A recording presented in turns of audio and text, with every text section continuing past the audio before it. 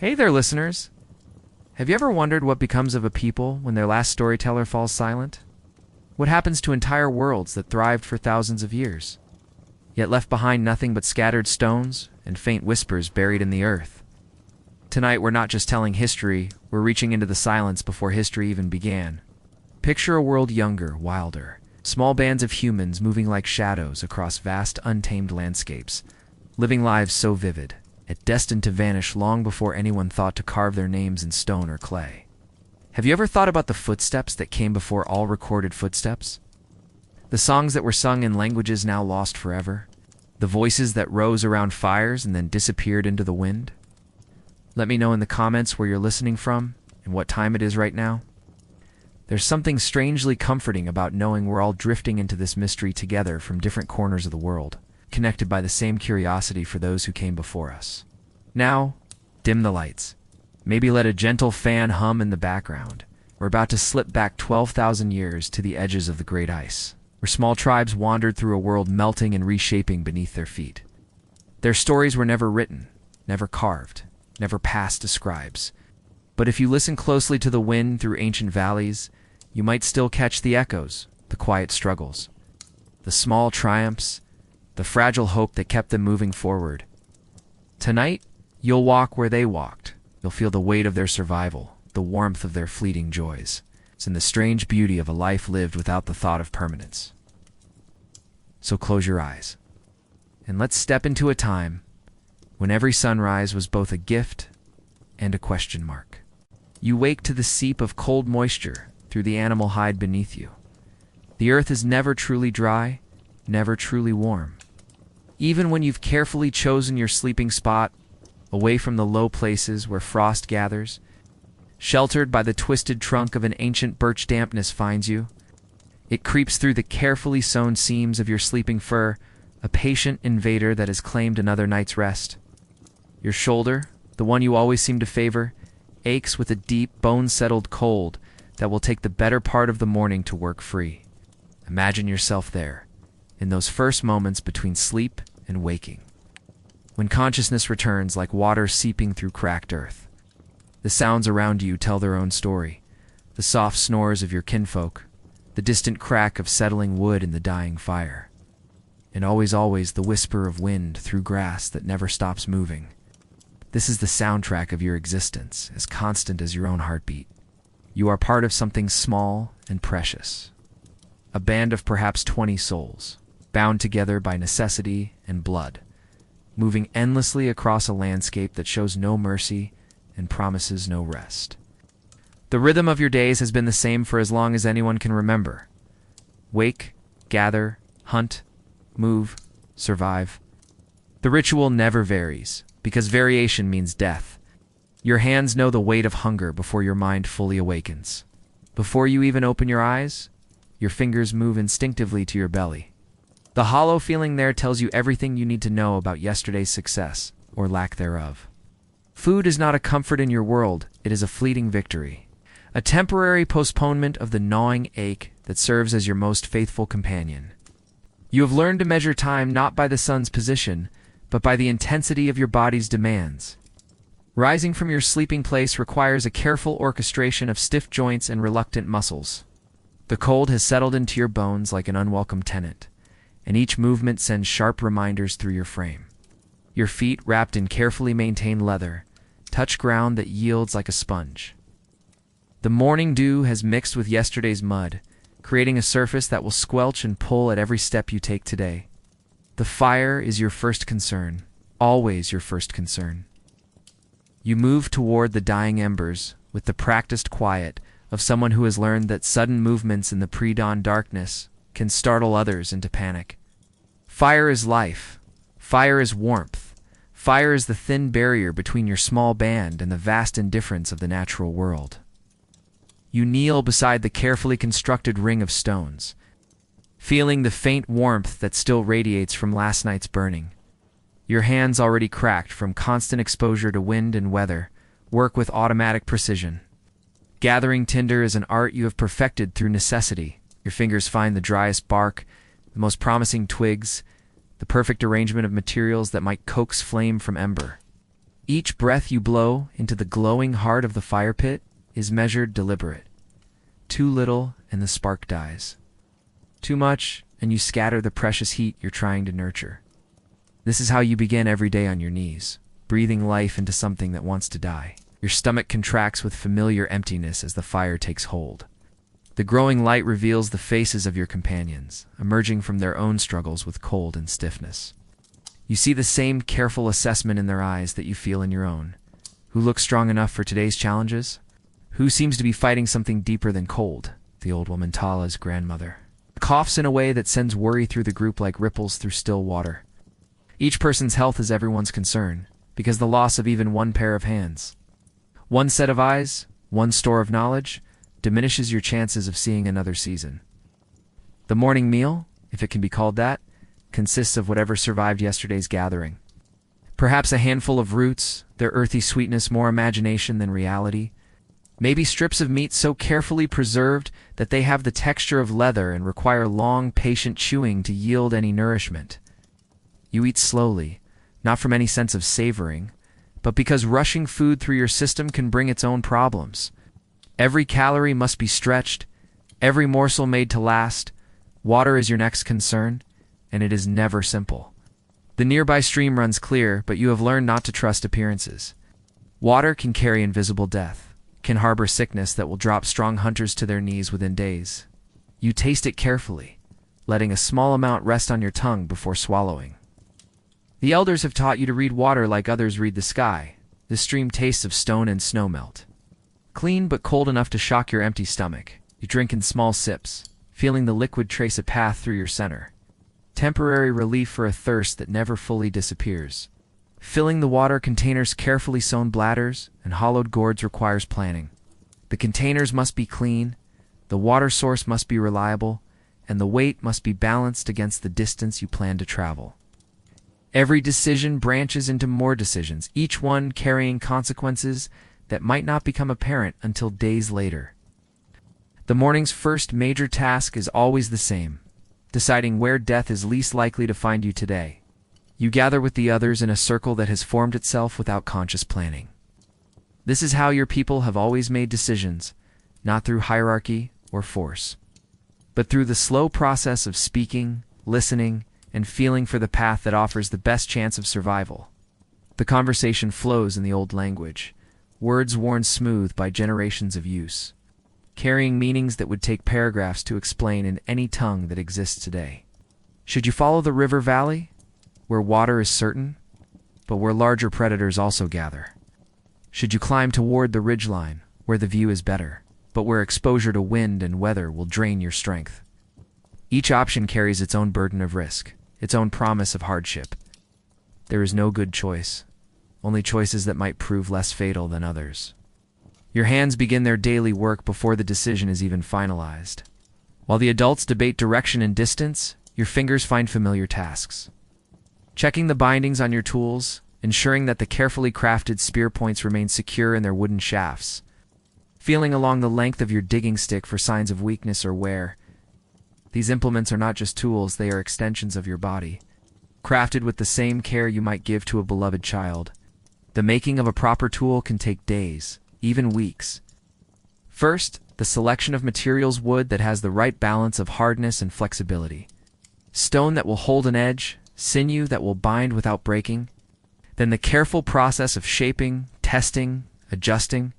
A poorly made tool is worse than no tool at all, because it offers false confidence while promising failure at the moment when failure means death. Your clothing tells the story of every successful hunt, every clever adaptation. The furs and hides that cover your body represent countless hours of work, not just in their taking, but in their preparation. Each piece has been carefully scraped clean, treated with mixtures of brain and fat to prevent rot, sewn with sinew, using bone needles that themselves represent significant investments of time and skill. Your clothing is not fashion, it is architecture, designed to trap warmth, shed water, and allow for the range of movement that survival demands. The repairs never end. Each day brings new tears, new worn spots, new challenges to the integrity of your personal survival system. You have learned to see clothing as a living thing, requiring constant attention and care. A small hole left untended, can grow into a major breach that might let in killing cold on the wrong night. The morning's light reveals yesterday's failures and promises today's challenges.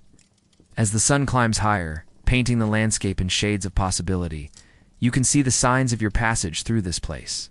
The flattened grass where you slept, the scattered remains of last night's fire, the small disturbances that mark where 20 people tried to live for a few hours without dying. In a day or two, wind and weather will erase these traces. In a generation, no one will remember that your people ever passed this way. This is perhaps the most exhausting truth of your existence. Not just the daily struggle for survival, but the growing certainty that your struggle will leave no permanent mark on the world. You have no written language to record your thoughts, no monuments to mark your passing, no legacy beyond the children you managed to raise to adulthood. Your entire civilization exists in the memories of 20 people, and when those memories fail, everything your ancestors learned, everything they discovered, everything they achieved, will disappear as completely as morning mist. Gathering begins before hunger becomes desperation. You set out from the temporary camp with containers for collection and tools for digging. The search for edible plants requires knowledge passed down through countless generations, which roots can be eaten raw, which require careful preparation to avoid poisoning, which offered the most nourishment for the energy spent in gathering them. This knowledge exists nowhere but in the minds of the elders. Every day brings the possibility that some crucial piece of information might be lost forever. The work is backbreaking in its simplicity. You kneel beside promising plants, carefully digging around root systems with your stick, testing the soil for the telltale signs of the foods that might keep your people alive another day. Your knees grow damp from the earth, your back aches from the constant bending, and your hands become so caked with soil that you forget what clean feels like. Each plant you harvest represents a small gamble. Is this root mature enough to provide real nourishment? Will the energy you spend digging it up be justified by the calories it provides? Have you taken enough to feed the hungry, but not so much that you destroy the plant's ability to produce food for future seasons? These calculations happen automatically, the result of knowledge so deeply embedded that it feels like instinct. The afternoon brings the weight of accumulating exhaustion. By the time the sun reaches its highest point, you have already walked miles, dug dozens of roots, and tested the edibility of everything you've encountered. Your water container is lighter, your energy reserves are lower, and the constant calculation of survival has worn grooves in your consciousness. You rest when rest is possible, but rest is a luxury that must be carefully rationed. The landscape around you changes with each mile, presenting new opportunities and new dangers. A grove of trees might offer shelter and the possibility of nuts or fruits, but it might also conceal predators or other bands of humans whose intentions are unknown. An open meadow allows you to see approaching threats, but offers no protection from wind, rain, or the eyes of those who might see you as competition or prey. Your tribe moves through the world like a whisper. The afternoon march is a study in collective stealth. 20 people crossing open ground, leaving as little trace as possible, avoiding the places where other tribes might gather. Staying away from the obvious paths that predators use. You have learned to read the landscape like a story. This flattened grass suggests recent passage. Those scattered bones indicate a successful hunt. The absence of birdsong in that particular thicket suggests something large and dangerous has taken residence there. Communication during travel happens through glances, hand signals, and subtle changes in posture. Loud voices carry too far, attract too much attention. The language of survival is largely silent, a vocabulary of caution written in footsteps and breathing patterns. You have learned to trust the collective wisdom of the group, to move when movement is called for, to freeze when stillness might mean the difference between life and death. Evening approaches with the weight of accumulated fatigue. As the sun begins its descent toward the horizon, your body carries the full burden of another day's survival. Your feet ache inside their leather wrappings, your shoulders burn from carrying gathering bags and tools. Your hunger has grown from an inconvenience to a driving force that colors every thought.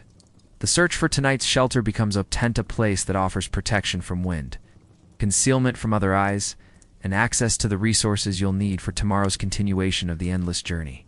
Setting up camp is a choreographed effort that happens without discussion. Everyone knows their role. Everyone understands the priorities. fire pit location, sleeping arrangements, water access, escape routes. All of these considerations are weighed and addressed with the efficiency that comes from repetition and necessity. Your temporary home must serve multiple purposes: fortress, workshop, kitchen, and sanctuary. The day ends as it began, with uncertainty wrapped in exhaustion. As darkness settles over your small camp, you find yourself facing the same questions that ended yesterday and will begin tomorrow. Is everyone healthy enough for another day's travel? Are your food reserves sufficient to carry the group through tomorrow's challenges? Will the weather hold? Or will rain or cold add new levels of difficulty to an already challenging existence? You settle into your sleeping furs, knowing that tomorrow will bring variations on today's theme. The same basic struggles played out against a slightly different backdrop. The same careful balance between energy expenditure and caloric intake. The same constant awareness that you are always one mistake, one injury, one stroke of bad luck away from becoming another set of bones scattered across a landscape that remembers nothing. The wind continues its endless whisper through the grass around your camp, carrying scents and sounds from a world that extends far beyond the small circle of firelight that defines your universe. Somewhere in that darkness, other small bands face their own versions of your challenges. Somewhere in that vastness, predators hunt and prey flee, plants grow and die, and the great cycle of survival continues its ancient rhythm. Sleep comes fitfully, interrupted by cold, by hunger, by the sounds of a world that never truly rests. Your dreams, when they come, are simple things, visions of successful hunts, of bellies filled with good food, of warm, dry places where the wind cannot reach. But even in sleep, part of your consciousness remains alert, listening for the sounds that might signal danger, ready to wake and move at the first sign that your small band's temporary safety has been compromised. This is how you live, how your people have always lived, in the space between sleeping and waking, between safety and danger, between having enough and having nothing at all. Tomorrow will bring new variations on ancient themes, new challenges wrapped in familiar struggles. And if you are fortunate, if you are careful, if the world shows you its occasional mercy, you will survive to face another day exactly like this one. Got it done in an endless cycle that connects you to all the lost tribes that came before, and to all the forgotten people who lived and died without leaving names for history to remember. As the embers of our campfire settle into glowing memory, let us drift toward another kind of warmth. The quiet flame of a single life lived in the vastness of forgotten time. Her story begins in winter's deepest grip, when the world had contracted to nothing more than the space that firelight could hold against the dark. Tala entered existence during one of those nights when survival balanced on the edge of a blade, when her mother's labored breathing competed with the wind's howl for dominance over the small shelter that 20 souls called home. The birth shelter was nothing more than carefully arranged branches and animal hides, but it might as well have been a palace for all the hope it contained. Her grandmother, whose weathered hands had guided dozens of children into the world, worked by the flickering light of burning animal fat, whispering the old words that were meant to ease the passage from the warm darkness of the womb into the cold uncertainty of tribal life. Imagine the moment when Tala's first cry pierced the winter silence. That sound, thin, defiant, utterly vulnerable, carried across the frozen landscape like a declaration of intent. Here was another human willing to struggle against the indifference of the natural world. Another set of hands that might someday contribute to the tribe's survival. Another mind that would need to learn the thousand subtle lessons that meant the difference between life and death. Her father, crouched outside the birth shelter with the other men, felt something shift in his chest when he heard that cry. Relief, certainly, that both mother and child had survived the dangerous passage, but also something deeper, weight settling onto his shoulders. The knowledge that his responsibilities had just multiplied in ways that would shape every decision he'd made for the rest of his life. The tribe's shaman, an old man whose memory contained more stories than anyone else alive, approached the shelter as dawn began to lighten the eastern sky. In his hands he carried a small piece of ochre, red as dried blood, warm as hope. This would be Tala's first gift from the world, a mark on her forehead that would fade within days, but which would bind her forever to the ancient chain of custom that connected her to all the people who had come before. In those first days of life, Tala existed in a bubble of protective warmth. Her mother kept her close, skin against skin, sharing body heat that was more precious than any other resource the tribe possessed. The milk that sustained her came at a cost measured in the mother's own reserves, calories taken from a body that could barely spare them. But this was how the tribe survived through the endless cycle of sacrifice and investment, each generation pouring its remaining strength into the possibility that the next generation might find a way to thrive. The other women took turns holding her when her mother needed to rest, work, or simply remember what it felt like to move through the world without carrying another life. These moments of shared care were not just practical necessity, but sacred trust. Each woman who cradled Tala was investing in the tribe's future, claiming a small stake in the hope that this child might grow to carry forward the knowledge they had spent their lives accumulating. As winter slowly loosened its grip and the first signs of spring appeared, Tala began to engage with the world beyond her mother's arms. Her eyes, dark and curious, tracked the movement of flames, followed the gentle motions of people moving about their daily tasks. Her small hands learned to grasp, first accidentally, then with growing intention, reaching for the textures and temperatures that would eventually teach her about the physical reality of survival. The rhythm of her early days followed the ancient pattern of nomadic life. When the tribe moved, Tala moved with them, carried in a carefully crafted sling that distributed her weight across her mother's shoulders and back. These early journeys imprinted themselves on her developing consciousness, the steady rhythm of footsteps, the subtle sway of her mother's gait, the changing quality of light and shadow as they traveled through different landscapes. She learned the tribe's geography before she learned its language, absorbing through her senses the difference between river valleys and open plains, between the close warmth of forest camps and the exposed vulnerability of ridgeline travel. Her small body registered changes in altitude through the pressure in her ears, learned to anticipate whether shifts through the tension in her mother's posture, began to understand the subtle communications that flowed constantly between the adults who surrounded her. By her first summer, Tala had begun to contribute to the tribe's survival in the smallest possible way, by being quiet when quiet was necessary, by sleeping when sleep was the safest option, by accepting discomfort without the kind of crying that might attract unwanted attention. These may seem like modest accomplishments, but in a world where the wrong sound at the wrong moment could bring disaster, even infant cooperation carried life or death significance. Her first steps came during the season of plenty, when the earth offered its most generous gifts. The meadow where Tala learned to walk was rich with the kind of abundance that her people encountered perhaps once or twice each year, wild grains heavy with seed, fruit trees offering more than could be immediately consumed, streams running clear and full with mountain snowmelt. It was in this temporary paradise that she found the courage to release her grip on her mother's leg and venture 3 unsteady steps toward her grandmother's outstretched arms. Those first independent movements represented more than personal. They marked Tala's transition from pure burden to potential contributor. A child who could walk, could help gather, could carry small loads, could begin to learn the intricate lessons of survival that would need to become second nature before her body finished growing. Her grandmother became her first teacher, guiding her small hands toward edible plants, showing her which roots were worth the effort of digging, demonstrating how to test the ripeness of berries without destroying them. These lessons happened without formal structure, woven into the fabric of daily life like threads in a tapestry. Tala learned by watching, by imitating, by making small mistakes that her grandmother's experience could correct before they became dangerous. Language came to her like water seeping into dry earth. The tribe's tongue was not written, would never be written, existed only in the minds and mouths of the people who carried it from season to season.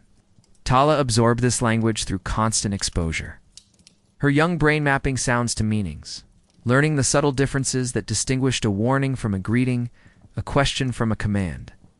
But she also learned the other languages that govern tribal life, the language of gesture and posture that allowed for communication during hunts when speech might betray their presence, the language of tool-making that connected hand to material to purpose, the language of weather and landscape that could mean the difference between finding shelter and dying of exposure.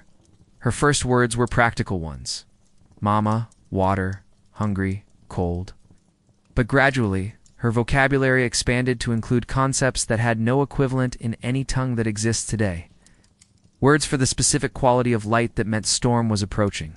Terms for the subtle signs that indicated whether other humans had recently passed through an area. expressions that captured the precise degree of trust appropriate when encountering strangers. By her 3rd year, Tala had begun to understand the weight of survival. She watched her grandmother's hands grow more gnarled with each passing season, noticed how the old woman moved more slowly each morning, saw the way the adults exchanged glances when they thought the children weren't watching. Death was not an abstract concept in her world. It was a constant presence, shadow that followed every decision, a reality that shaped every moment of every day. She learned about loss during a harsh winter when her youngest uncle, barely past childhood himself, developed the coughing sickness that turned his breath ragged and his skin the color of old snow. Tala watched the adults take turns sitting with him, feeding him warm broths when he could keep them down, singing the old songs that were meant to ease the passage between worlds. When he died, she learned about the rituals that her people used to mark such transitions. The careful preparation of the body, the selection of grave goods that would accompany him on whatever journey awaited beyond breathing. The long night of storytelling that transformed individual memory into collective heritage. Her uncle's death became part of the tribe's larger story, his struggles and small triumphs woven into the narrative tapestry that would survive as long as there were voices to carry it forward. Her training as a gatherer began in earnest as she approached her 4th year. Tala's education in survival was not a matter of sitting still. While adults spoke, it was a constant process of observation, participation, and gradual assumption of responsibility.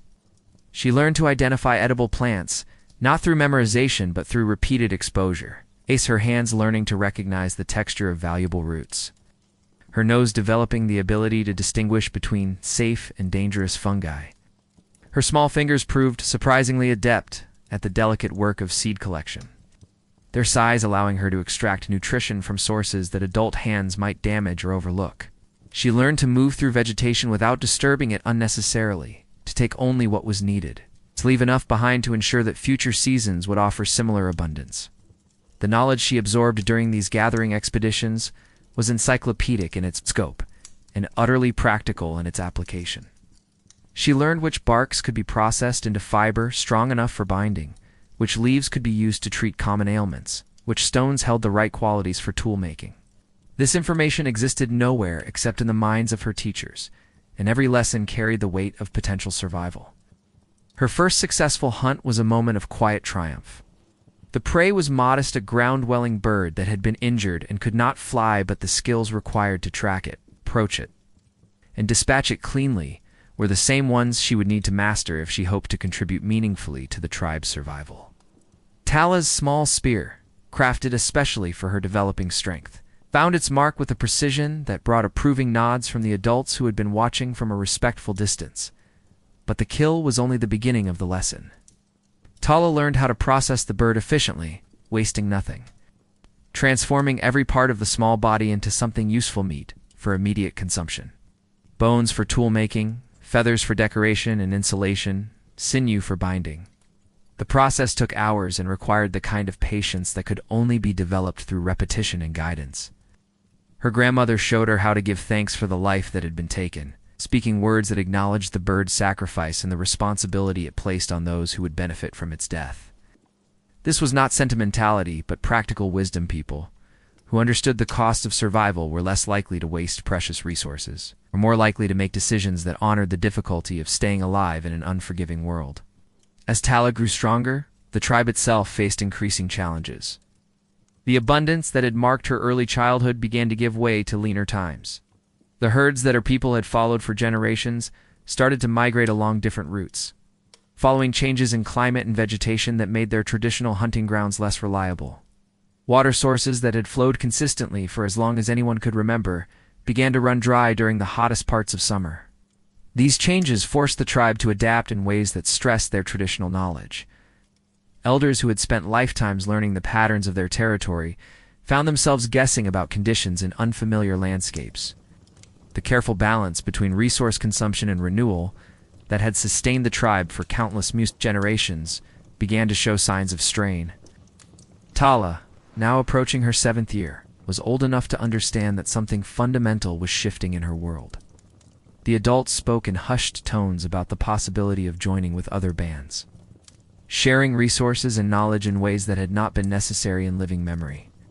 These conversations carried undertones of both hope and fear hope, that cooperation might offer solutions to their mounting challenges, fear that change itself might destroy the traditions that had sustained them through previous difficulties. Her first encounter with strangers came during a season of particular hardship. The other band appeared on the horizon like a mirage, wavering in the heat of a summer that had been unusually dry and demanding. Tala watched from behind her mother's legs as the two groups approached each other with the careful formality that such meetings required.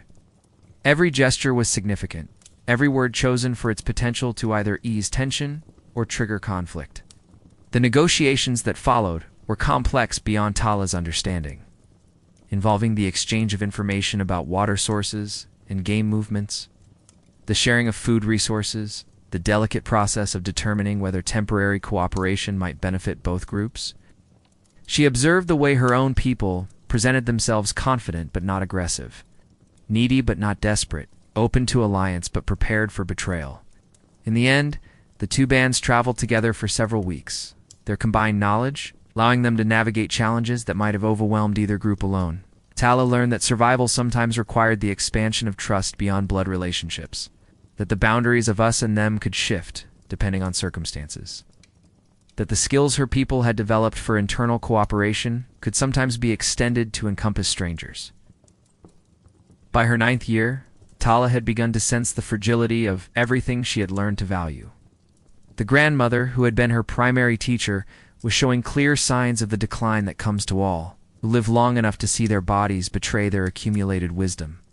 Her hands, once so sure in their movements, sometimes trembled when performing delicate tasks.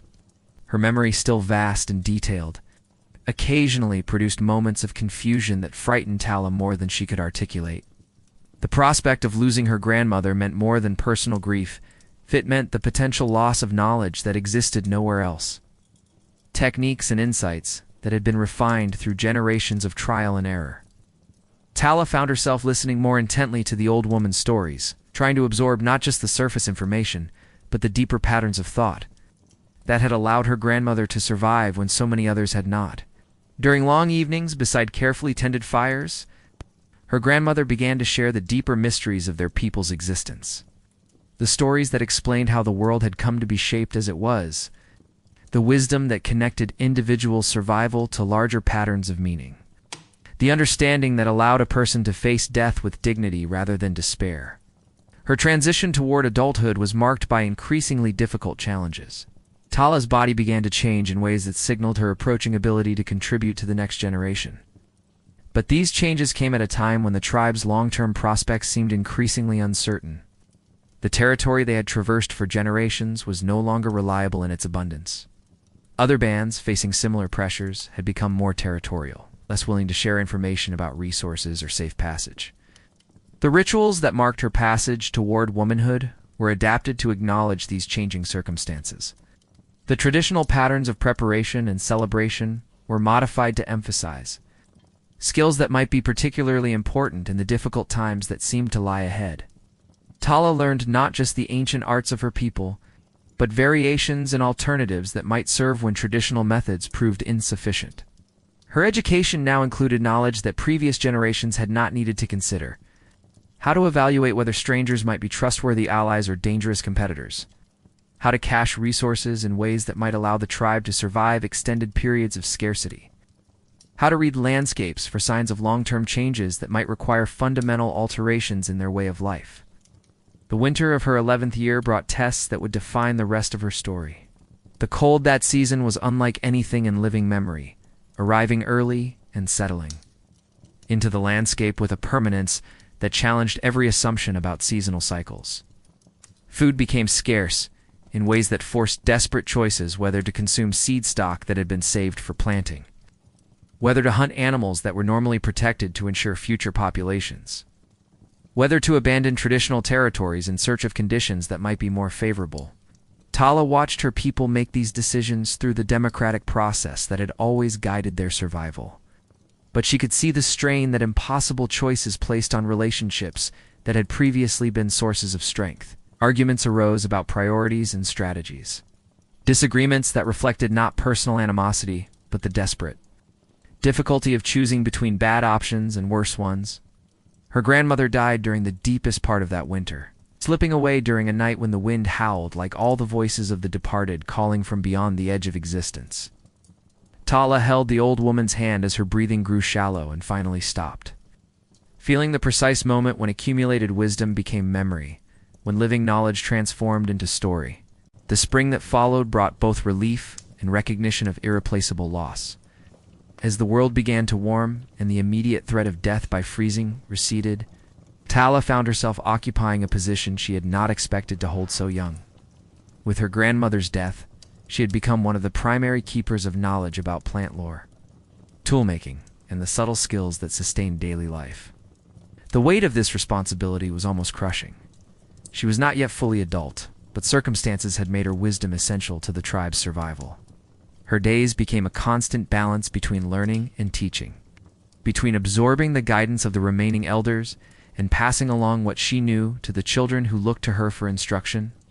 She found herself speaking words that had come from her grandmother's lips, using gestures and techniques that connected her to a chain of knowledge stretching back through generations of successful survivors. The summer of her 12th year brought the encounter that would change everything. The strangers who appeared in their territory were unlike any people Tala had ever seen. Their tools were different. Their clothing was constructed using techniques that seemed impossible. Their speech contained sounds that made no sense to ears trained in the traditional language. Most remarkably, they possessed knowledge that allowed them to shape the landscape itself.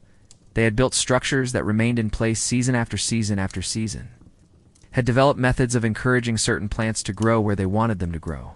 The negotiations between Tala's people and these strangers were complex beyond anything in their previous experience. The newcomers spoke of concepts that had no equivalents in the traditional vocabulary permanent settlements, stored surplus territories that belonged to specific groups rather than being shared by all who passed through them. They offered to share their knowledge, but the price seemed to be the abandonment of the nomadic lifestyle that had sustained Tala's people for countless generations. The decision that followed would determine whether Tala's story continued or ended. The debates within the tribe extended through many nights, exploring possibilities that ranged from complete rejection of the stranger's offer to total abandonment of traditional ways. Tala found herself arguing for a middle path: selective adoption of useful techniques while maintaining the core values and practices that had allowed her people to survive in conditions that defeated other approaches to existence. But even as she spoke, she could sense that the world was changing in ways that would make such compromises impossible. The abundance that had once supported nomadic life was disappearing, replaced by conditions that favored people who could store resources, build shelters, and defend fixed territories. The skills that had sustained her ancestors for millennia were becoming insufficient for the challenges that the future would bring. In the end, Tala's story becomes part of a larger transformation. The choice her tribe ultimately made was to join with the strangers, contributing their knowledge of the land and its resources in exchange for access to new techniques of survival. Tala herself became a bridge between worlds, teaching traditional plant lore to people who applied it in their permanent gardens, sharing hunting techniques that were adapted for use in defending settled territories. But something was lost in this transformation, not just specific practices, but an entire way of understanding the relationship between humans and the natural world. The patient mobility that had allowed her people to live lightly on the land gave way to methods that required permanent alteration of landscapes. The collective decision-making that had guided nomadic survival was gradually replaced by systems that concentrated authority in individuals, who claimed special knowledge or divine sanction. Tala lived to see her children grow in this new world. Her daughter learned to tend crops that grew in the same place year after year, mastering agricultural techniques that would have been incomprehensible to Tala's grandmother. Her son became skilled in the construction of permanent structures, learning to work with materials and methods that transformed the landscape rather than adapting to it. They were successful in their new lives, but they lived in a world that their ancestors would not have recognized as home. As Tala aged, she found herself becoming the repository of knowledge that seemed increasingly irrelevant to daily survival. The plant lore that had once been essential was replaced by domesticated varieties that required different care. The hunting skills that had sustained her people were less important in a world where protein came from animals that were raised rather than tracked. Her final years were spent as a keeper of stories that fewer and fewer people understood. The young ones who grew up in the permanent settlement had difficulty comprehending the challenges that had defined Tala's early life. To them, the idea of moving constantly in search of resources seemed inefficient and unnecessarily difficult. The notion that people had once lived without stored surplus, without permanent shelter, without the ability to control their environment, struck them as primitive rather than adaptive. Tala tried to preserve the old knowledge by transforming it into stories that might survive even when their practical applications were forgotten. She spoke of her grandmother's wisdom, of the techniques that had sustained countless generations, of the understanding that had allowed small bands of humans to thrive in conditions that challenged every aspect of their existence. But even stories can die when no one remains who understands their significance. As Tala's voice grew weak and her memory began to falter, she realized that much of what she had learned would die with her. The detailed knowledge of seasonal patterns, the subtle indicators that predicted weather changes, the techniques for processing wild foods, all of this was becoming irrelevant in a world that operated according to different principles. Her death, when it came, marked the end of something that had existed for thousands of years. With her passing, the last direct connection to the nomadic traditions was severed. The people who remained carried forward selected elements of the old knowledge, but the integrated understanding that had allowed their ancestors to thrive as mobile hunter-gatherers was lost forever. And so Tala's story ends as it began, in silence. The wisdom she had accumulated, the skills she had mastered, the understanding she had developed through a lifetime of careful observation and patient learning, all of this disappeared as completely as if it had never existed.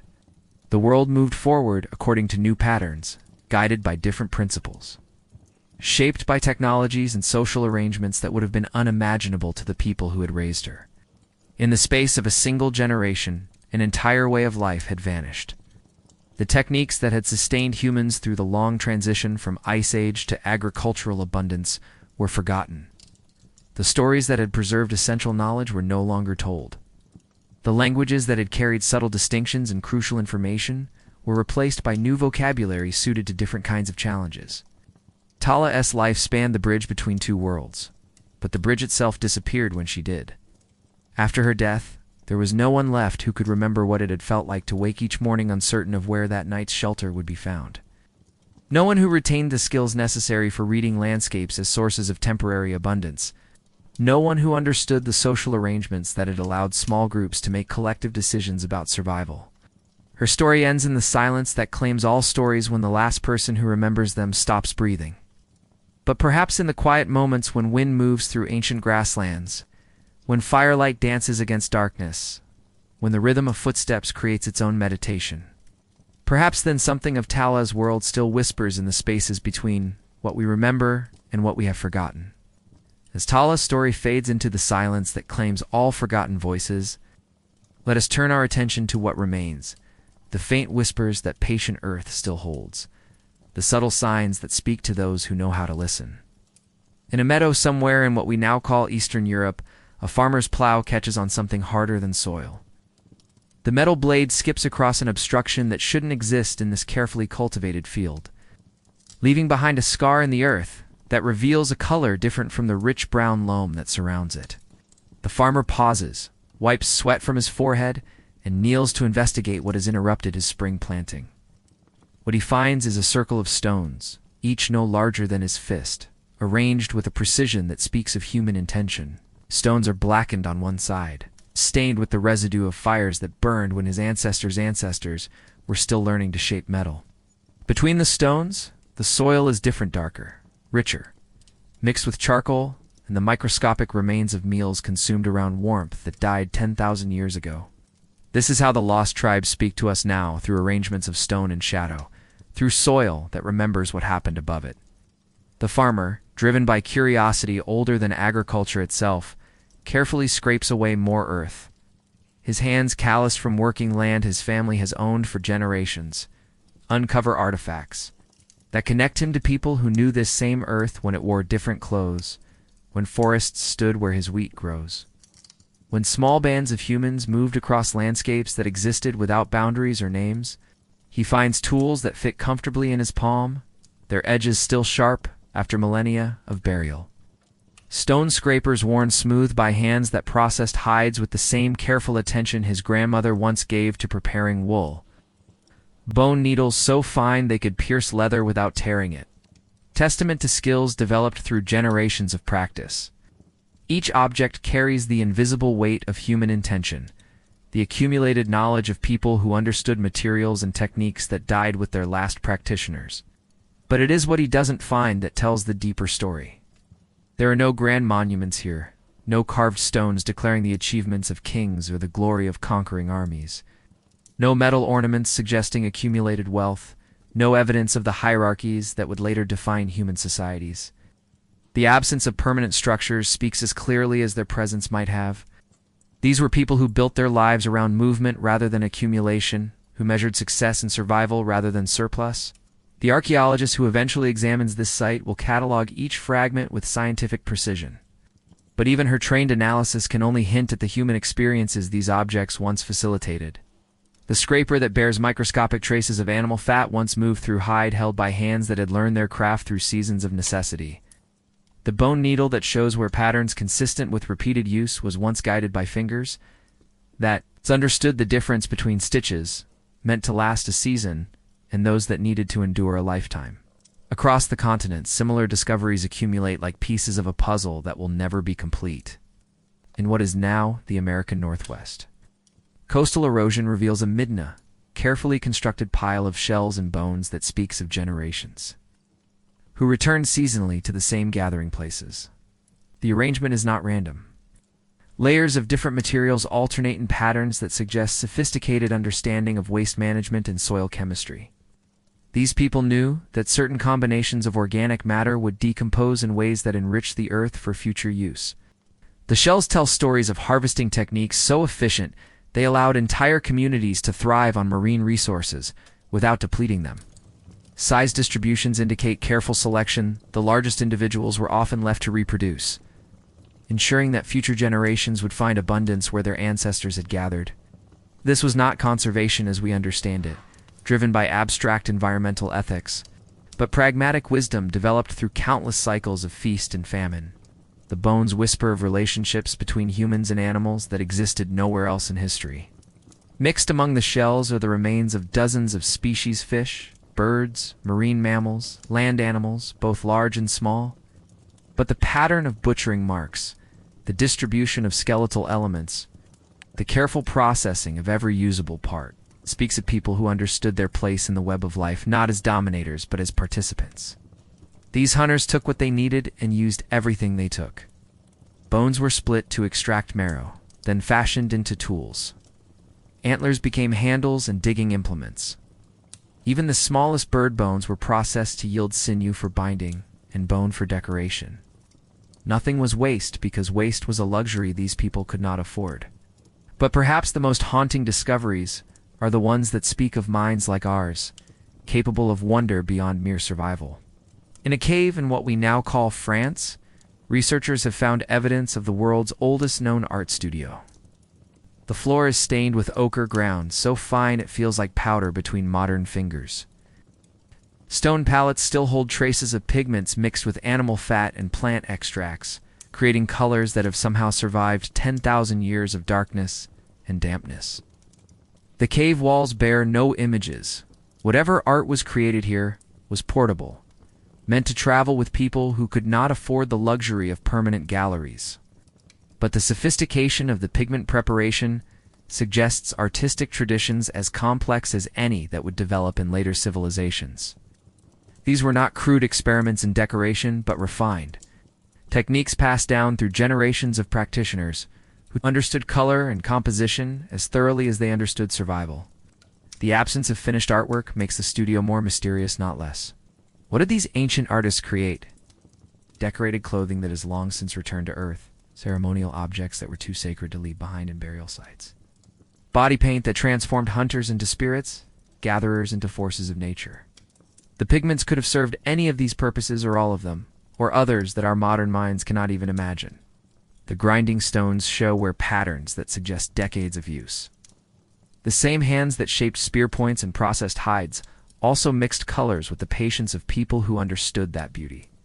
Like survival, required both skill and time. These artists worked by firelight, their shadows dancing on stone walls, as they prepared materials for arts that would never be preserved in any museum, would never be photographed or analyzed or celebrated by cultures that came after. In the high mountains of Central Asia, archaeologists have discovered sites that challenge every assumption about prehistoric capabilities.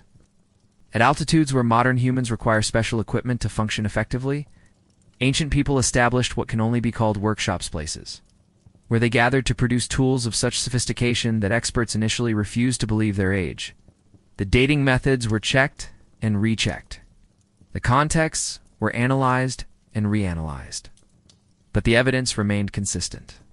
People were creating advanced technologies in these mountain fastnesses when the rest of the world was supposedly struggling with basic survival. The tools themselves are marvels of engineering composite implements that combine stone, bone, and wood in ways that maximize efficiency while minimizing weight. Spear points that could be easily repaired in the field, knife blades that held edges sharp enough to perform surgery. Scrapers designed with ergonomic principles that modern tool designers have only recently rediscovered. Each piece represents hundreds of hours of experimentation, testing, and refinement. But the most remarkable aspect of these sites is their temporary nature. Despite the sophistication of the work performed there, these were not permanent settlements. The workshops were used intensively for perhaps a few weeks each year, then abandoned until the following season. The people who created such advanced tools were still following the ancient rhythms of nomadic life, still moving across landscapes according to patterns that prioritized flexibility over accumulation. The seasonal use of these sites suggests social organizations of staggering complexity. Groups from different regions must have coordinated their movements to arrive at the workshop simultaneously. Knowledge about tool-making techniques was shared across vast distances, with innovations developed in one location spreading through networks that spanned continents. These people maintained cultural connections despite being scattered across territories larger than modern nations. The mystery deepens when we consider the evidence for ritual and ceremony. Mixed among the tool-making debris are objects that serve no practical purpose, at least. No purpose that archaeologists can identify. Carefully shaped stones that fit perfectly in human hands, but show no signs of use as tools. Bone carvings that suggest symbolic rather than functional intent. Arrangements of natural objects that seem to follow patterns meaningful to their creators, but incomprehensible to modern observers. One site in particular has yielded what researchers hesitantly call an ultra-flat stone surface, surrounded by smaller stones arranged in precise geometric patterns. The central stone shows evidence of repeated burning, but chemical analysis reveals no traces of food preparation. Whatever was burned here left no residue that modern science can identify, suggesting ceremonies involving materials that have completely decomposed or practices so different from our experience that we lack the conceptual framework to understand them. The burials, when they are found, speak of beliefs about death and transformation that we can glimpse, but never fully comprehend. Unlike the elaborate tombs that would characterize later civilizations, these graves are marked by their restraint. Bodies were placed in simple pits, accompanied by a few personal tools and what appear to be offerings of food. But the positioning of the remains, the orientation of the graves, the careful selection of burial goods, all suggest complex beliefs about what happened to human consciousness after breathing stopped. In one particularly puzzling site, archaeologists found a burial where the deceased was surrounded by hundreds of small stone tools, each one broken in a specific way. The breakage patterns are too consistent to be accidental, too complex to be random. Someone, perhaps the entire community, invested enormous amounts of time and skill in creating tools specifically to be destroyed as part of the burial ritual. This suggests beliefs about the afterlife that required the dead to be equipped with implements that existed in some transformed state. Tools that had been killed so they could serve in whatever realm awaited beyond death. But perhaps the most haunting discoveries are the ones that speak of failure and abandonment. Sites that show evidence of sudden departure, meals half prepared and left to burn in fires that eventually died from neglect. Tools scattered as if dropped by people who had to leave immediately, taking only what they could carry in their hands. These archaeological snapshots capture moments when the careful balance that sustained nomadic life suddenly collapsed, when the systems that had supported communities for generations proved insufficient to meet new challenges. One such site preserves what researchers call a catastrophic abandonment evidence that an entire band of perhaps 30 people left their encampment so quickly that they abandoned resources it would have taken weeks to replace. Partially completed tools were left exactly where their makers had been working on them. Food was left cooking in earth ovens that eventually collapsed from neglect. Personal ornaments were scattered across the camp, as if people had fled while getting dressed. What could have caused such precipitous flight remains a mystery that soil and stone cannot answer. The abandonment level shows no evidence of violence, no signs of conflict or destruction. Whatever drove these people away left no trace that modern archaeology can detect. Climate data suggests no sudden environmental catastrophe. The remains of their fires indicate they had adequate fuel. Animal bones scattered through the site suggest hunting had been successful, yet something made them leave everything behind and disappear into landscapes that have yielded no further evidence of their passage. Their story ends in an archaeological moment that preserves their flight, but not their destination, their fear, but not its source, their decision, but not their reasoning. Across continents and millennia, similar patterns repeat themselves, societies that flourished for centuries, suddenly vanishing without explanation. In each case, the archaeological record shows the same progression: periods of apparent stability and success, evidence of sophisticated adaptation to local environments, signs of cultural innovation and artistic achievement, then sudden silence. The material culture that had been accumulating for generations disappears from the archaeological record as completely as if it had never existed. Some researchers suggest climate change is the driving force behind these disappearances, but the timing rarely matches the environmental data. Others propose disease, but epidemic illness typically leaves recognizable traces in human remains. Still others argue for social collapse, but the evidence suggests these societies were functioning effectively right up to the moment of their disappearance. The mystery is deepened by the occasional discovery of sites that suggest these lost peoples may have had knowledge we still don't understand. Astronomical alignments that demonstrate sophisticated understanding of celestial mechanics. Engineering solutions that solve problems modern architects struggle with. Agricultural techniques that produce sustainable abundance in environments we consider marginal. These discoveries hint at bodies of knowledge that developed along completely different trajectories than the traditions that eventually gave rise to recorded history. In what is now Turkey, archaeologists have uncovered a settlement that appears to have been deliberately buried, not destroyed, not abandoned, but carefully covered with soil, as if the inhabitants wanted to preserve it for some future rediscovery. The buildings were cleaned before burial, valuable objects were removed, and the entire site was covered with a layer of earth that protected the structures from weathering and decay. Why would people invest enormous labor in preserving a settlement they were leaving forever? The burial was so thorough, so carefully executed, that it could only have been accomplished by the site's original inhabitants. They knew exactly how the buildings were constructed, which walls needed additional support, how to create drainage systems that would prevent water damage during the centuries of burial. This was not the work of conquerors covering evidence of destruction, but of people who wanted their home to survive them. The preservation is so complete that archaeologists can see the details of daily life frozen at the moment of abandonment. Cooking pots still sit where they were placed. Tools hang from pegs on the walls. Sleeping areas retain the impressions of bodies that rested there the night before the great burial began. It's as if the inhabitants expected to return someday, as if the burial was temporary protection rather than permanent abandonment. But no one ever came back. The site remained buried for thousands of years, undisturbed, until modern excavation revealed it. Whatever the inhabitants were trying to preserve it from never materialized, or perhaps proved so overwhelming that return became impossible. Their careful preparation became a time capsule that preserved their world for people who would have been as alien to them as they are to us.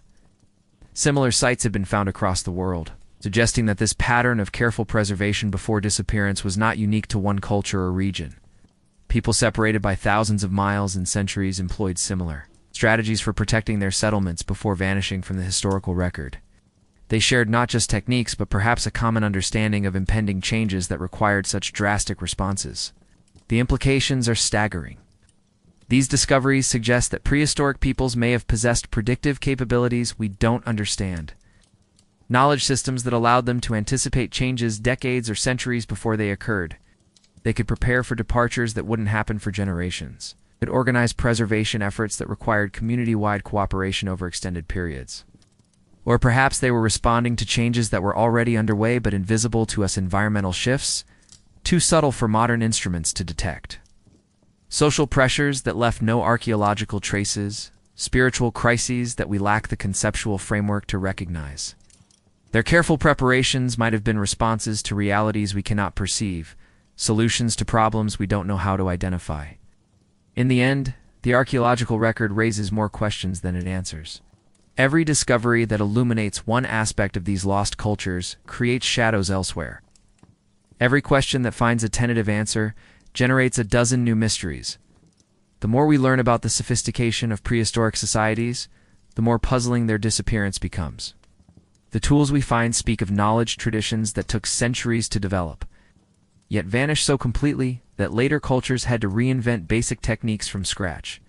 The art supplies suggest aesthetic sensibilities as refined as any in recorded history, yet we have no examples of the art they were used to create. The burial sites indicate complex spiritual beliefs, yet we can only guess at the mythologies and philosophies that gave those beliefs meaning.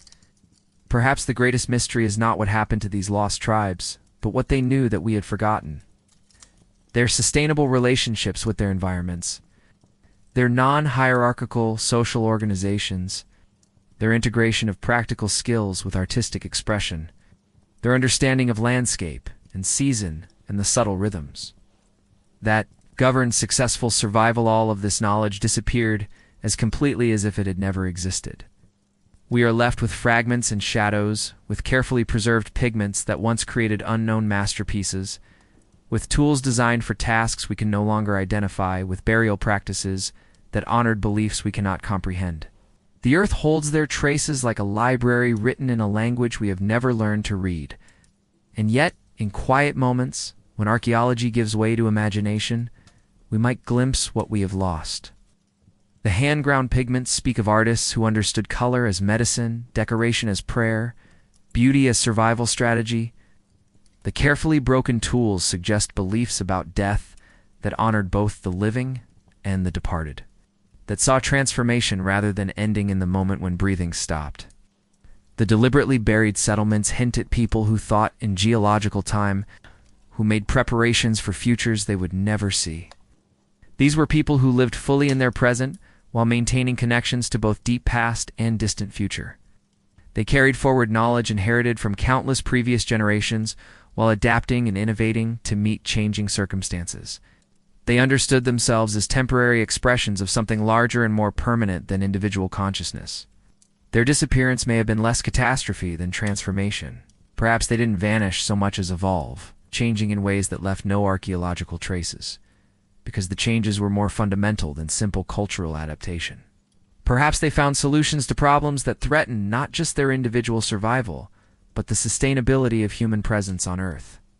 Solutions that required abandoning the material cultures that we use to identify and study them. Perhaps their knowledge became so refined, so perfectly adapted to the natural systems they inhabited, that it became invisible, to disintegrated so completely with landscape and season, that we cannot distinguish their presence from the natural background. Perhaps they achieved a form of civilization that left no scars on the earth, created no monuments to human ego, built no structures that would outlast the people who used them. In the end, their silence may be their most eloquent statement. In a world that increasingly values noise over wisdom, accumulation over adaptation, conquest over cooperation, the lost tribes speak through their absence. Their vanishing serves as commentary on the paths not taken, the possibilities abandoned in favor of approaches that emphasize domination over integration. They remind us that civilization is not synonymous with permanence, that sophistication does not require monumentality, that success cannot be measured solely by what survives to be cataloged and studied. They suggest that some forms of knowledge are too subtle for preservation in stone or metal, too integrated for separation from the living systems that gave them meaning. As we drift toward sleep, let their mystery be our guide. In dreams, perhaps we might remember what it felt like to live so lightly that our passage left only whispers in the soil. In sleep, perhaps, we might recall the knowledge that allowed small bands of humans to thrive for millennia without destroying the systems that sustained them. In the quiet hours before dawn, perhaps we might glimpse the wisdom that the lost tribes carried with them into whatever transformation awaited beyond the edge of history. Their story continues in the spaces between what we know and what we have forgotten, in the silence that surrounds all our speaking.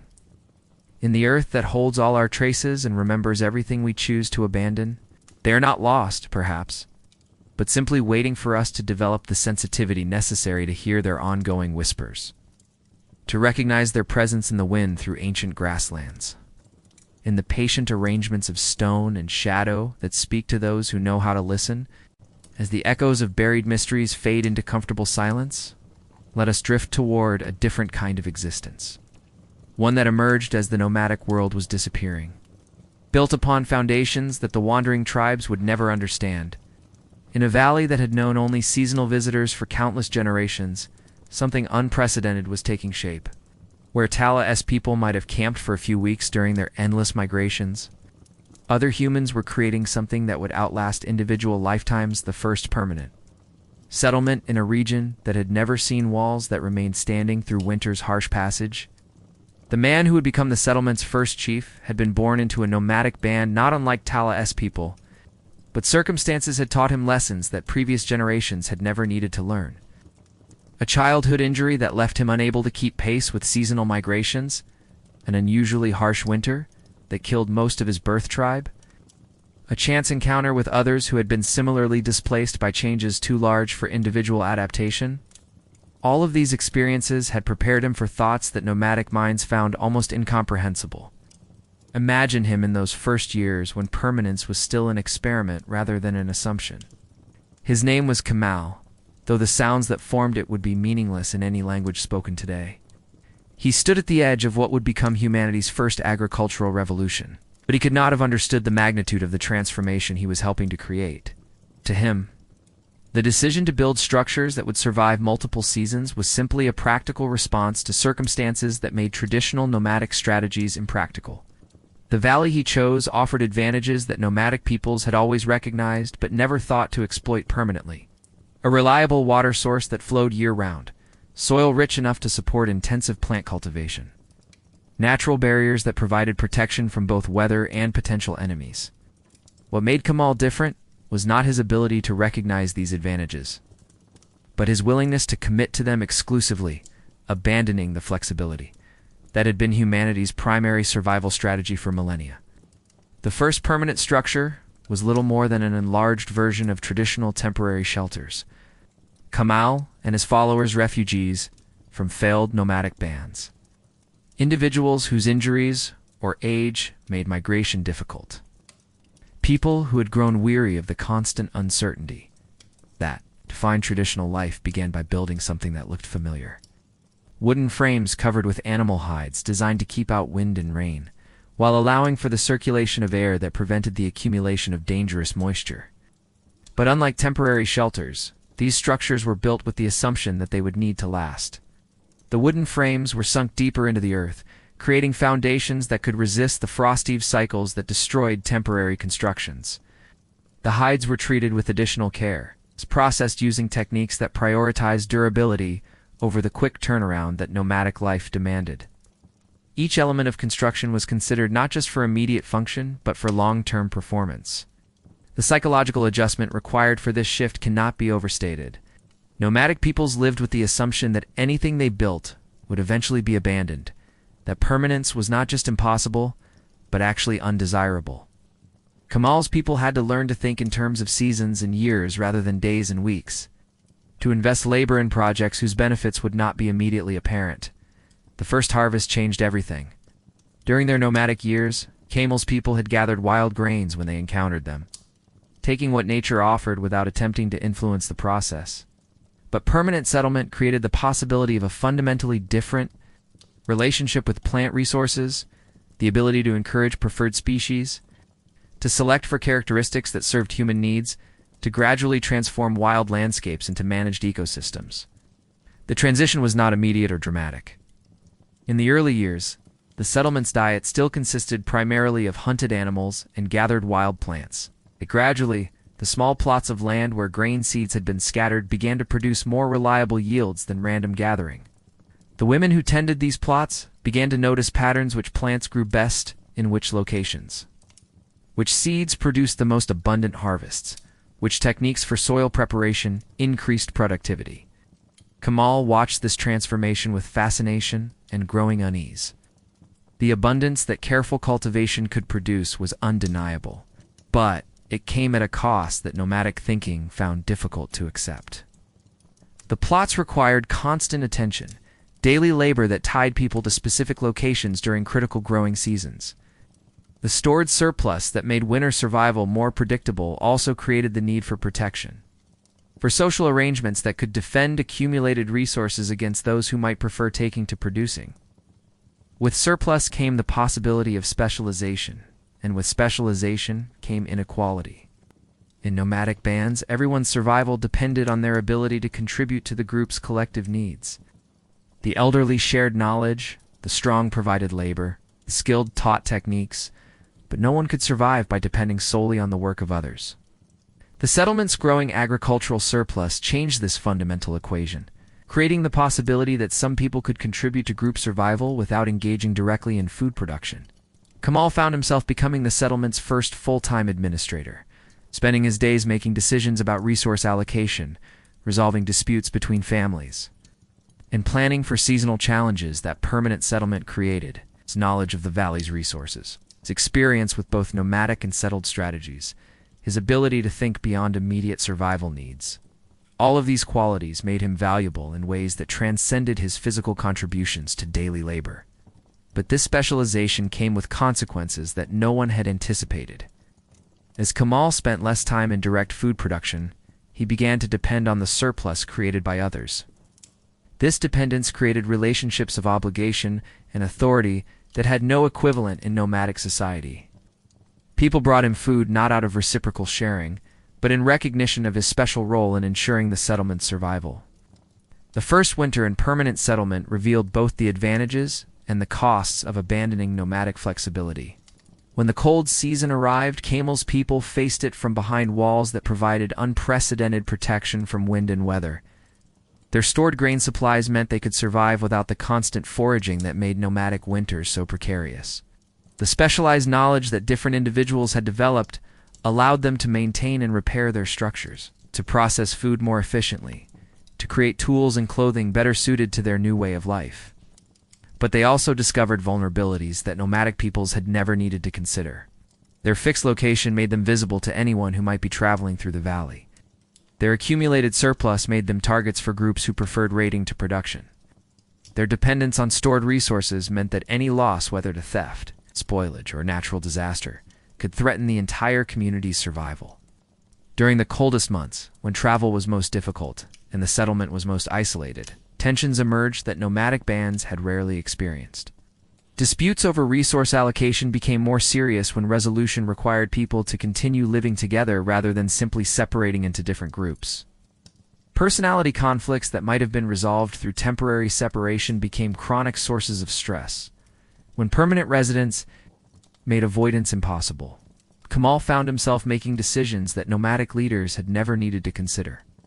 The question of who deserved access to stored resources when supplies ran low required judgments about individual contributions that nomadic sharing customs had never needed to formalize.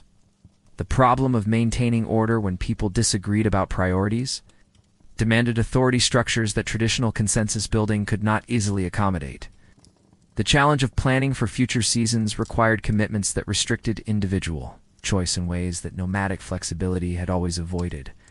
These decisions gradually transformed Kamal from a skilled coordinator into something that had never existed in human society: a permanent leader whose authority derived not from immediate consensus, but from his control over resources that others needed for survival. He did not seek this power.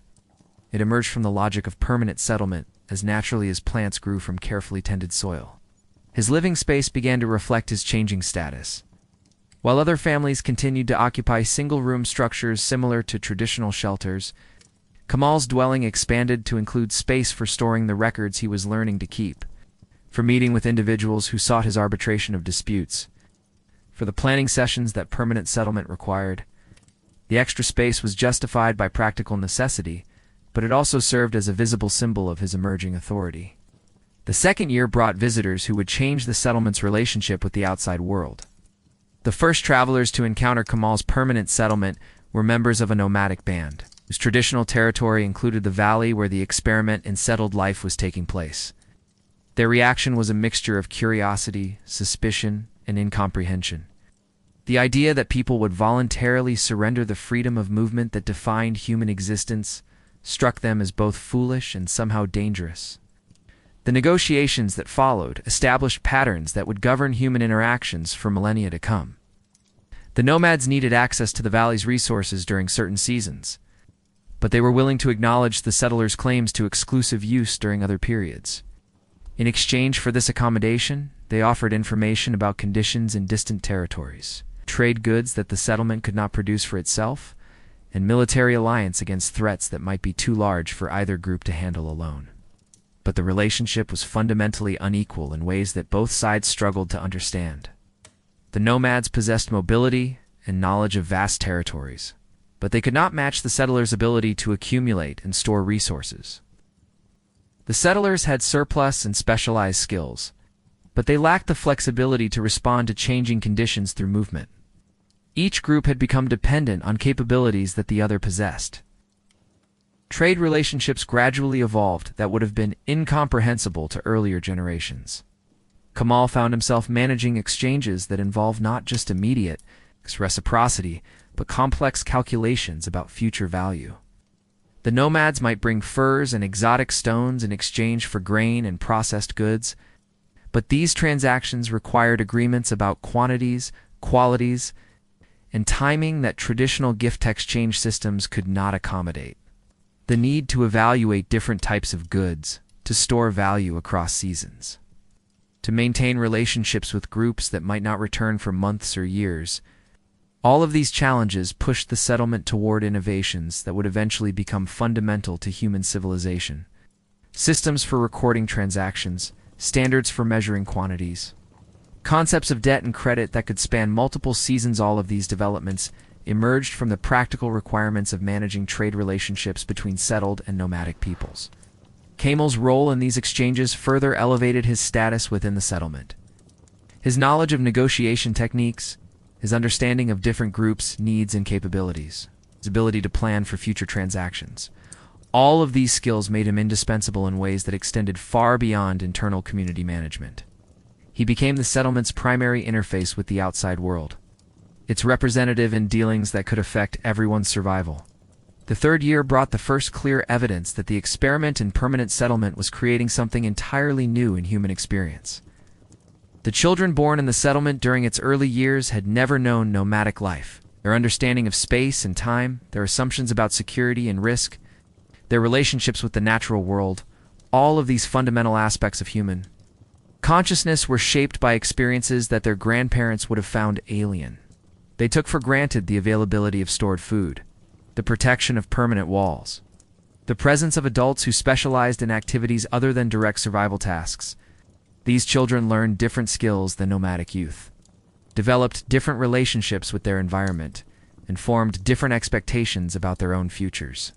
They assumed that the place where they were born would continue to exist throughout their lives, that the social arrangements that governed their childhood would persist into their adulthood, that innovation and improvement were possible in ways that nomadic life had never encouraged. Watching these children grow, Kamal began to understand that he had helped create not just a new way of living, but a new kind of human consciousness. The transformation was irreversible even if the settlement failed. Even if circumstances forced its abandonment, the ideas and expectations that permanent residents had created would persist in the minds of those who had experienced it. The fourth year brought the first signs of the social stratification that would characterize all future civilizations. As the settlement's population grew and its economic base became more complex, the informal authority that Kamal had initially exercised began to formalize into institutions that could survive changes in leadership. Decisions that had once been made through discussion and consensus were increasingly delegated to individuals who possessed specialized knowledge or controlled essential resources. The families who had been most successful in agricultural production found their surplus giving them influence over community decisions. The individuals who had developed specialized skills in tool-making, construction, or trade found their expertise translating into social status. The people who could trace their residence in the settlement to its earliest days claimed precedence over more recent arrivals. Kamal watched these developments with mixed feelings. The increasing complexity of social organization was clearly necessary for managing a community that had grown beyond the size where everyone could know everyone else intimately. But the emergence of permanent hierarchies violated principles of equality that had governed human societies for thousands of years. His own position at the top of these emerging hierarchies gave him advantages that he had never imagined during his nomadic youth. His dwelling had expanded to include multiple rooms, each serving specialized functions that ordinary families could not afford to maintain. His clothing reflected the quality of materials and craftsmanship that the settlement's most skilled producers reserved for their most important customers. His diet included foods that required intensive preparation, exotic ingredients obtained through trade, and portions that reflected abundance rather than careful rationing. But with privilege came responsibilities and isolation that nomadic leaders had never experienced. The decisions that Kamal made increasingly affected the lives of people he barely knew personally. The policies he established would shape the community's development for years to come. Precedents he set would influence social arrangements long after his death. The weight of these responsibilities was unlike anything that nomadic leadership had ever required. His relationships with other community members became increasingly formal and distant. People approached him with specific requests, rather than engaging in the casual interaction that had characterized nomadic social life. His opinions carried authority that made spontaneous discussion difficult. His presence changed the dynamic of any gathering, creating awareness of status differences that nomadic customs had worked to minimize. Even his family relationships were affected by his position. His children were treated differently by other community members, given deference that reflected their father's status rather than their own achievements. His wife found herself occupying a social position that had no equivalent in nomadic society, either a leader in her own right nor simply another community member.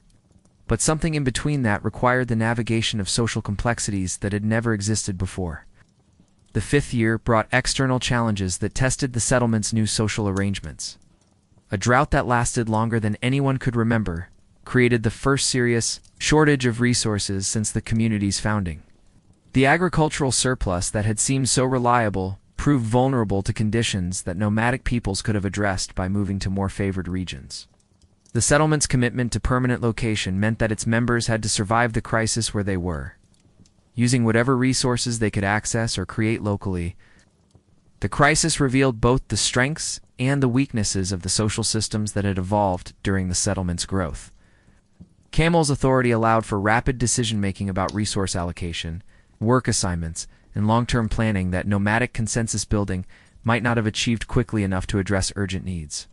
The specialization that different community members had developed provided expertise in food preservation, water management, and alternative resource acquisition that generalist nomadic knowledge might not have encompassed. But the inequality that had emerged during prosperous times became a source of tension when scarcity required sacrifice. The families who had accumulated the largest surpluses were reluctant to share them, equally with those who had been less successful. The individuals who possessed specialized skills demanded compensation that reflected their enhanced value during crisis conditions. The social arrangements that had seemed natural and beneficial during abundance proved divisive when survival required cooperation. Kamal found himself making decisions that would have been unthinkable in nomadic society. When stored grain supplies ran dangerously low, he had to decide which families would receive full rations and which would be asked to accept reduced allocations. When work parties were organized to search for alternative food sources, he had to determine who would be assigned to dangerous tasks and who would remain in the relative safety of the settlement. When trade expeditions were planned to seek resources from distant communities, he had to choose who would be sent away during the community's most vulnerable period. These decisions required moral calculations that nomadic leaders had rarely needed to make. In traditional societies, Resource scarcity typically led to group dispersal, individual families or small bands separating to reduce pressure on available supplies. But permanent settlement made such solutions impossible. The community's investment in agriculture, construction, and storage systems could not be abandoned without losing everything that had been built. The authority to make life-and-death decisions about resource allocation gradually transformed Kamal's relationship with the community he led. People who disagreed with his choices could not simply leave to join other groups. Their investment in the settlement's infrastructure made departure extremely costly. Those who benefited from his decisions owed him gratitude that extended beyond simple reciprocity. Those who suffered from his choices harbored resentments that personal mobility had traditionally allowed to dissipate. The crisis passed, but its effects on the community's social structure were permanent. When seasonal rains finally returned and agricultural production resumed its previous levels, the settlement had been fundamentally changed by its experience with scarcity. The informal authority structures that had emerged during prosperous times had been tested and formalized through their use in crisis management. The social hierarchies that had seemed temporary and situational had proven their utility and become institutionalized. Kamal's position had evolved from coordinator to ruler. His authority no longer depended on consensus, but established through demonstrated capability in managing existential challenges. The families who had cooperated most effectively with his leadership during the crisis found their status enhanced in the post-crisis social order. The individuals who had resisted his decisions or questioned his authority found themselves marginalized in ways that had no equivalent in nomadic society. The settlement's success in surviving its first major crisis also attracted attention from surrounding regions. Other communities that had experimented with permanent residence sent representatives to learn about techniques and strategies that had proven effective. Nomadic groups that had previously viewed settled life as an interesting aberration began to consider it as a viable alternative to traditional mobility. By the 6th year, Kamal's settlement had become the center of a regional network that would have been impossible under nomadic organization. The trade relationships that had begun as simple exchanges between the settlement and passing nomadic bands had evolved into complex commercial networks involving multiple permanent communities and dozens of nomadic groups. The settlement served as a hub where goods from vast distances could be stored, processed, and redistributed according to demand patterns that required long-term planning and sophisticated coordination. Kamal found himself managing relationships with leaders, whose authority structures were similar to his own, but whose communities had developed different solutions to the challenges of permanent residence. Some settlements had emphasized military organization, creating warrior classes that specialized in defense and conquest. Others had focused on craft production, developing artisan guilds that created goods of unprecedented quality and complexity. Still others had concentrated on religious activities, establishing priestly hierarchies that claimed divine sanction for their authority. The diversity of these approaches to permanent settlement created opportunities for specialization and exchange that nomadic organization had never supported. The settlement could focus its development on agricultural production while trading with communities that specialized in manufacturing or military services.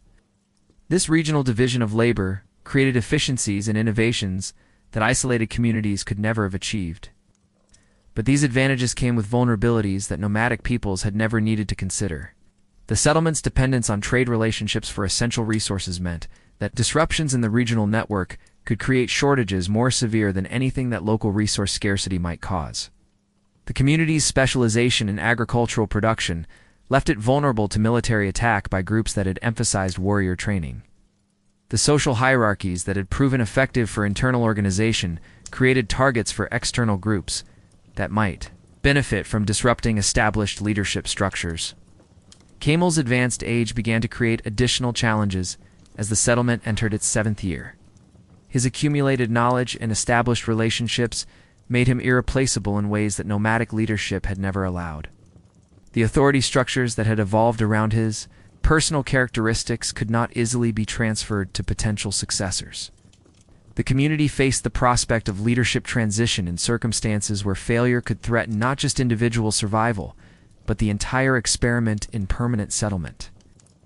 The question of succession revealed problems that nomadic societies had never needed to solve. In traditional bands, leadership had been situational and temporary, with different individuals taking primary responsibility for decisions depending on circumstances and expertise. The death or incapacity of any particular leader created minimal disruption because authority was distributed and flexible. But Kamal's role had become so central to the settlement's functioning that his replacement required systematic preparation and community acceptance in ways that had no precedent in human experience. The individuals who possessed the knowledge and skills necessary to replace Kamal were not necessarily those who commanded the respect and loyalty that his authority required. The people who had demonstrated leadership capability in specific areas might not possess the broad understanding that community management demanded. The family members who might claim hereditary rights to succession had not necessarily been prepared for the responsibilities that leadership entailed. These challenges forced the community to develop new concepts about authority, legitimacy, and social organization that would influence human civilization for millennia to come. The idea that leadership roles could be inherited, that authority could be transferred through formal procedures, that communities could survive the death of individual leaders through institutional continuity, all of these innovations emerged from the practical requirements of managing permanent settlements. Kamal's death, when it came, marked the end of an era that had begun with nomadic flexibility and ended with hierarchical complexity. His funeral was the first ceremony in human history designed to honor an individual whose importance transcended personal relationships. The rituals that marked his passing had to acknowledge not just his role as community member, but his function as institutional leader. The burial goods that accompanied him reflected not just personal achievement, but social status that had no equivalent in nomadic tradition. The succession process that followed his death established precedents that would govern human social organization for thousands of years. The community's decision to transfer authority to his eldest son created the first dynastic leadership in human history. The ceremonies that legitimized this transfer invented concepts of hereditary rule that would eventually spread across continents. But the most significant change was not in the structures of authority, but in the consciousness of those who lived within them. The people of Kamal's settlement had learned to think of themselves not as temporary occupants of changing landscapes, but as permanent inhabitants of a specific place. They had developed identities tied to location rather than kinship, loyalties directed toward institutions rather than individuals, expectations about the future that assumed continuity rather than change. This transformation of consciousness was irreversible. Even if the settlement had failed, even if its inhabitants had been forced to return to nomadic life, they would have carried with them concepts and expectations that would have influenced any future attempts at permanent residence. The knowledge that surplus could be accumulated, that specialization could create efficiencies, that authority could be formalized and transferred, that communities could survive beyond the lifetimes of their founders. All of these ideas had been proven possible in ways that could never be forgotten. The children who had grown up in the settlement carried within their minds a completely different understanding of human possibility than any previous generation had possessed. They assumed that improvement was possible, that individuals could influence their circumstances through sustained effort, that communities could grow and develop in ways that nomadic organization had never supported. As we drift towards sleep, imagine the vast gulf that separated these two ways of understanding human existence. Tala's people had lived with intimate knowledge of landscape and season, moving through the world with the lightness of those who owned nothing they could not carry. Their wealth consisted of knowledge and relationships. Their security came from flexibility and adaptation. Their legacy existed in the minds of their children rather than in permanent monuments. Kamal's people had created abundance through commitment to place, accumulating resources and developing technologies that nomadic life could never have supported. Their wealth consisted of stored surplus and productive infrastructure. Their security came from walls and weapons. Their legacy existed in institutions and precedents that would outlive their creators. Neither way of life was inherently superior to the other. Both represented sophisticated adaptations to the challenges of human survival. Both created forms of knowledge and social organization that served their practitioners well. But they were incompatible in ways that made conflict inevitable and coexistence impossible. The world that Kamal helped create would eventually spread across every continent, transforming landscapes and consciousness in ways that the nomadic peoples could never have imagined. Cities would rise where seasonal camps had once been erected and abandoned. Agriculture would replace gathering, animal husbandry would replace hunting, written records would replace oral tradition. The flexibility that had allowed humans to survive ice ages and climate changes would be traded for the productivity that could support vastly larger populations in permanent settlements. But something would be lost in this transformation: the intimate relationship with natural systems that nomadic life had required. The egalitarian social arrangements that mobility had encouraged. The lightness of existence that came from owning nothing that could not be carried. The knowledge that Tala's people had accumulated over millennia of successful adaptation would disappear as completely as if it had never existed. In our dreams tonight, perhaps we can glimpse both worlds. The freedom of endless horizons and the security of permanent walls, the democracy of survival and the efficiency of hierarchy, the wisdom of adaptation and the power of control. The life you have always known and the life you will never touch. Both exist within the deeper patterns of human possibility. Both whisper their truths in the quiet hours when consciousness drifts between waking and sleeping. In the space between what was and what became, between the life that moves and the life that stays. Between the people who left no traces and the people who carved their names in stone. We might find the dreams that connect all human experience across the vast spaces of time and choice. As our journey through the landscapes of the lost draws to its gentle close, let us rest for a moment in the vast silence that holds both Tala's footsteps and Kamal's walls. Both the wisdom that moved with the seasons and the knowledge that accumulated behind permanent barriers. We have traveled together through worlds that existed before anyone thought to preserve them in writing. Before anyone imagined that human stories might outlast human voices. We have walked with people who measured wealth and wisdom and counted success in seasons survived. We have witnessed the transformation that turned wanderers into settlers, flexibility into permanence, quality into hierarchy, presence into possession.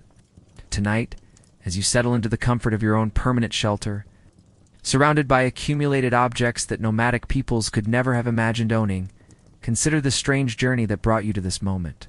The bed that supports your rest, the walls that provide your security, the stored food that eliminates your hunger, the controlled climate that banishes discomfort. All of these luxuries exist because people like Kamal chose permanence over freedom, accumulation over adaptation. But somewhere in your dreams, Tala's people are still walking.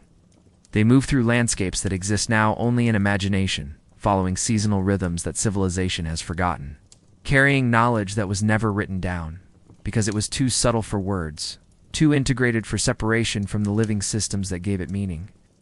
Their wisdom whispers in the wind that still moves through ancient grasslands. In the patient arrangements of stone and shadow that speak to those who remember how to listen. The contrast between their world and ours is not a judgment but a meditation on the choices that shaped human consciousness. Neither path was inevitable, neither outcome was predetermined.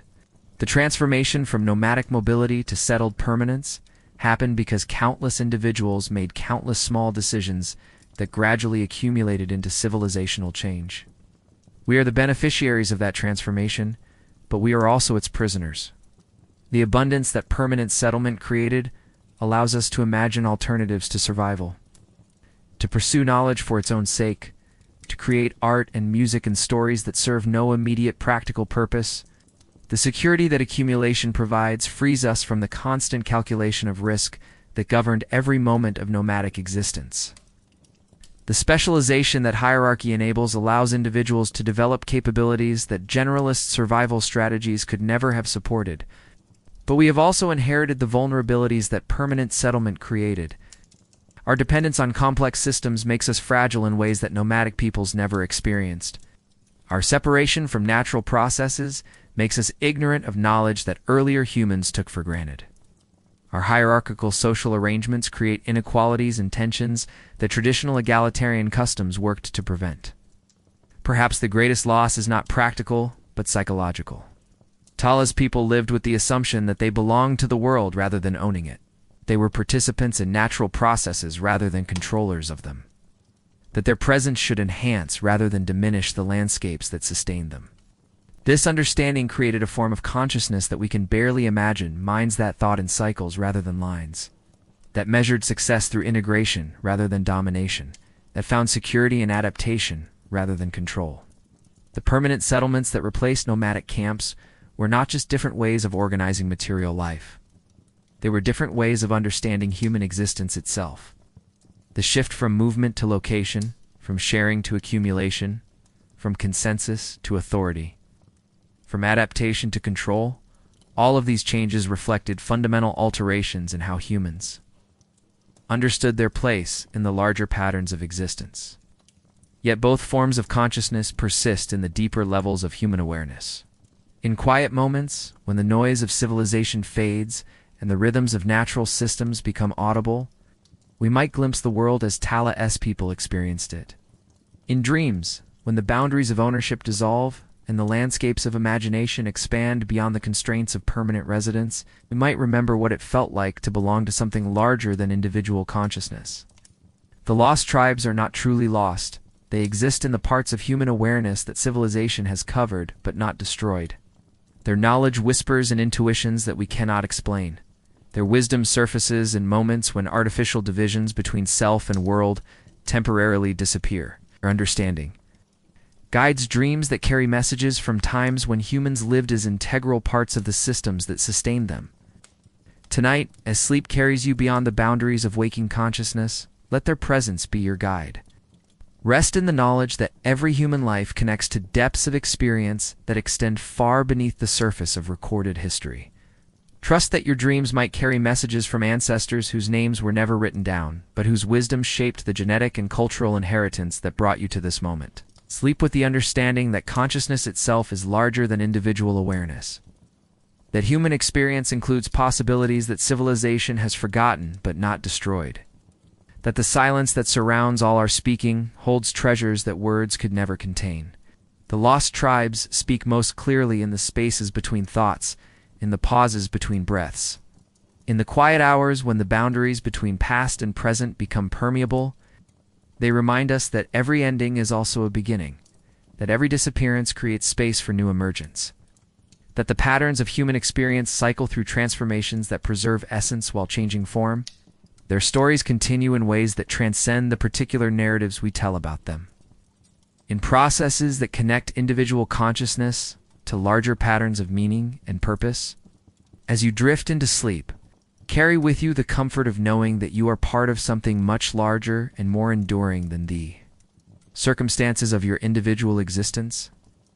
The same forces that guided Tala through her seasons of survival, and Kamal through his experiments in permanence, continue to work through every human life, creating possibilities for adaptation and growth that each generation must discover anew.